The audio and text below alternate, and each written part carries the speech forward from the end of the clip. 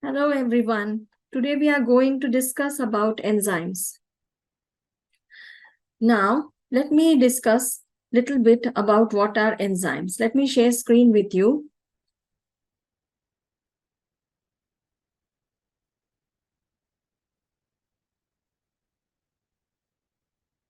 Let me share some important points regarding enzymes in our daily-to-day life.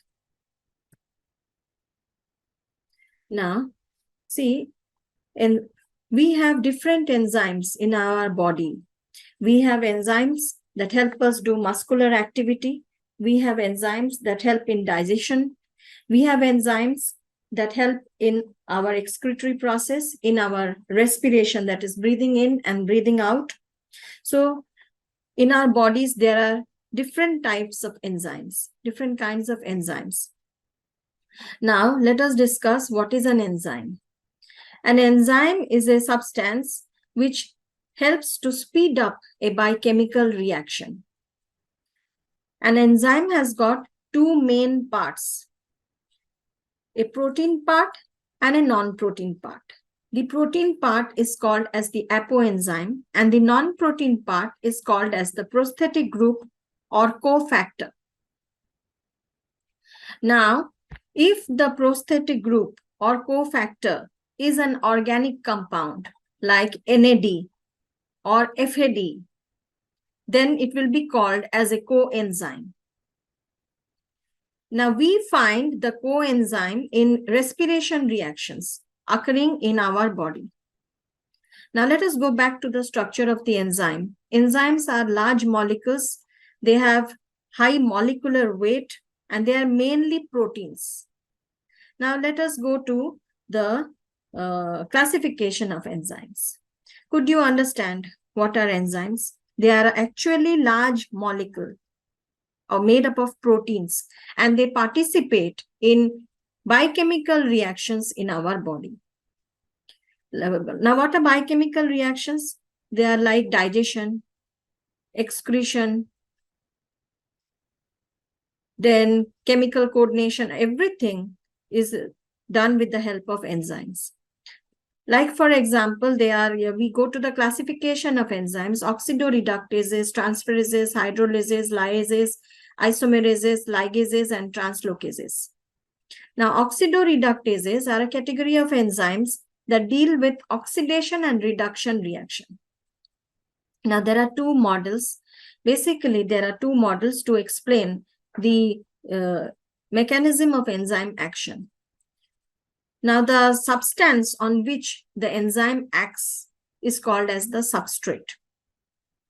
Substrate is a raw material. For example, let me give you one example. Say, suppose glucose is the raw material on which the enzyme hexokinase will act.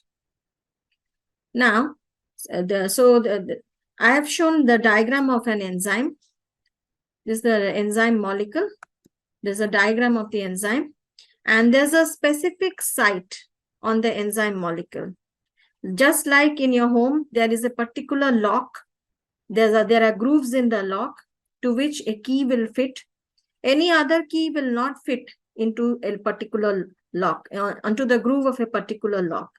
But a particular key will fit into the groove of a particular lock, exactly in the same manner. A particular substrate will fix into the groove of an enzyme. The groove of an enzyme is just like the groove of a lock, and it's called as the active site of an enzyme. Where the key is fitting into the groove of the lock, that site, that groove is called as the active site of the enzyme.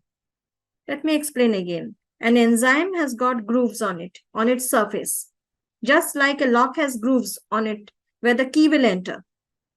The grooves on the enzyme are called as active site of the enzyme. The active site has got minimum 20 amino acids within it. The substrate, the raw material, or the key, we are comparing the substrate with the key. The key will fit into the active site of the enzyme and will form a complex that is called as enzyme substrate complex that I've shown on, that I've shared screen with you. This complex the substrate will come and fit into the groove of the enzyme, that is the active site of the enzyme, and to form a complex that is called as enzyme substrate complex.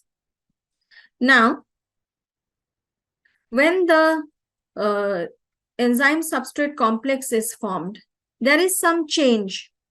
This is a new compound. This is a substrate is the new thing that has come into the enzyme molecule. It will change the shape. There's some change in the shape of the enzyme molecule, as I have shared on screen.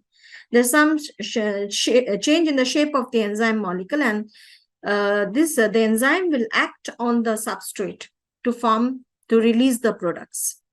When the substrate will approach to get itself fitted into the active site of the enzyme, into the groove of the enzyme, what happens? There is some change in the active site. There's some change in the active site of the enzyme to accommodate the substrate within it. The enzyme will come closer to get itself fitted into the active site of the enzyme. And during this time, there's a change in the active site of the enzyme molecule, result to accommodate the substrate within it, and thereby forming an enzyme substrate complex. In other words, the enzyme will try to accommodate, will undergo some change in its shape, and the substrate also undergoes some change to get itself fitted into the active site of the enzyme, and thereby forming the enzyme substrate complex.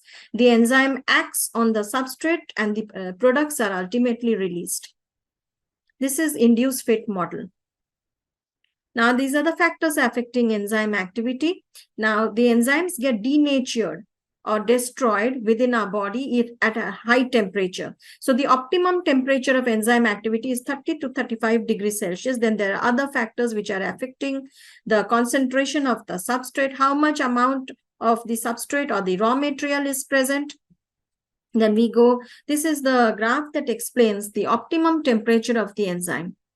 At a high temperature of say 45 degrees Celsius, 40 degrees Celsius, the enzyme gets denatured or destroyed.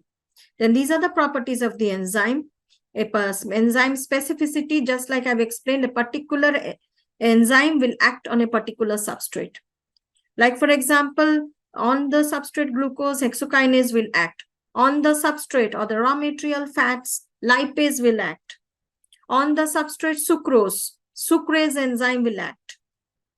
So this is enzyme specificity. A particular enzyme will act on a particular substrate. Now regarding how the name sucrase has occurred.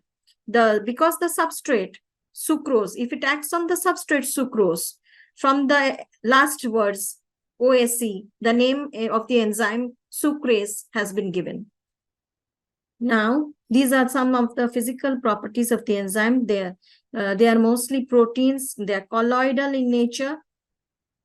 So then we go to the conclusion, and that enzymes are necessary in our body in all our life activities. They are required in digestion of food, in running our muscle cells. They also do aerobic exercises, and everything requires the work of enzymes. Now we'll go to some of the reactions. Let me show you some of the reactions. And this is substrate approaching it.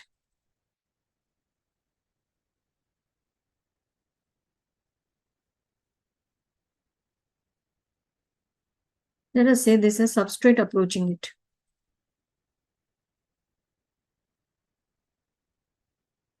This is substrate approaching it. Now, it will fit into the active site of the enzyme to form an enzyme substrate complex.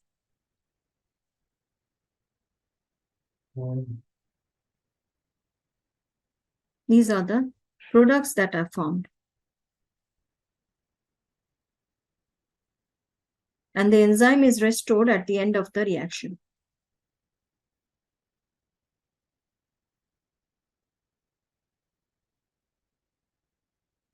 This is one example of enzyme.